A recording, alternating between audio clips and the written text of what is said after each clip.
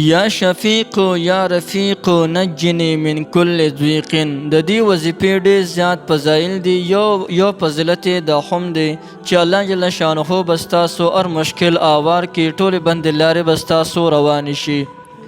بسم الله الرحمن الرحیم. السلام علیکم ورحمة الله وبرکاته. زما وروڼو او خویندو، زمونږ او د ستاسو مشکلات وي یا زمونږ او ستاسو لارې چارې بندې وي یا مونږ ته ډېر هغه مشکلات راته مخې ته راځي، لیکن هغه مشکلات کله کله ډېر زیات اوږده شي او هغه زمونږ د پریشانۍ باعث وګرځي. مونږ ډېر زیات وظایف کوو، ډېر زیات اعمال کوو، لیکن هغه مشکلات زمونږ نه حل کېږي.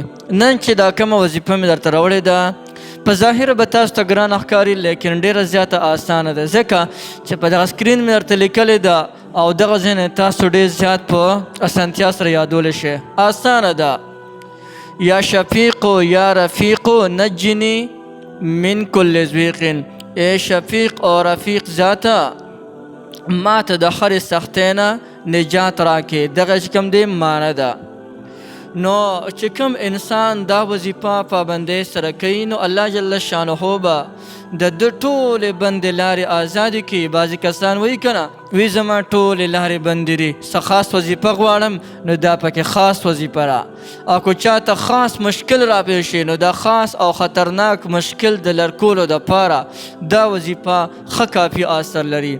د دې وظیفې دوه طریقې دي او دواړه د بزرګانو نه هغه را نقل شوي دي. یوه طریقه د دې وظیفې یوه طریقه دا ده کوم چې د پخوانو بزرګانو نه هغه نقل شوې ده.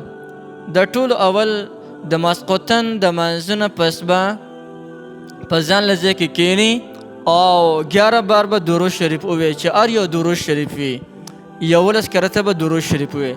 او بیا د هغې نه پس به دغه وظیفه یا شفیق یا رفیق نجنی من کل ضیق دا وظیفه دی او یا کرته وکړي.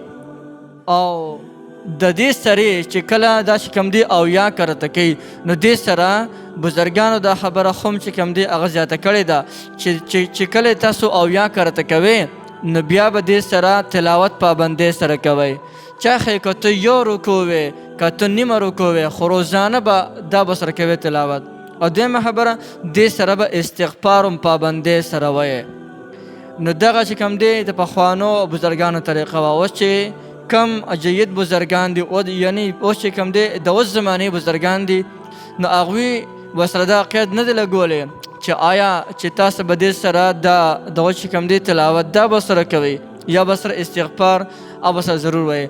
بلکې کم چې د دې زمانې بزرګان دي، نو هغوی خپله دا قول نقل کړی دی چې هر یو کس له پکار دی چې کله ورته یو خاص مشکل را پیښ شي، هغه د ماسخوتن د منځه نه پس یو ځان له ځای کې کښېني او 11 پېرې درود شریف وایي او بیا یې 200 کرته دغه وظیفه وکړي. دا کومه دعا چې دغلته کېده په دغه سکرین باندې مې لیکلې، ډېر زیاته اسانه چې کوم دی دغه دعا ده او وظیفه ده. دغه ځای نه په اسانتیا سره تاسو یادولی شئ.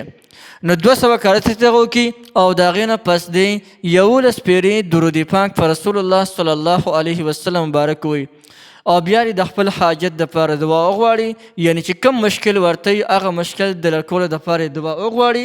انشاءالله د دې دعا په برکت سره، یعنی د دغې وظیفې په برکت سره به الله جل جلاله تمام بندې لارې هغه چې کوم دی ازادې کړي، ټول مشکلات به ختم شي، تمام حاجتونه به پوره شي.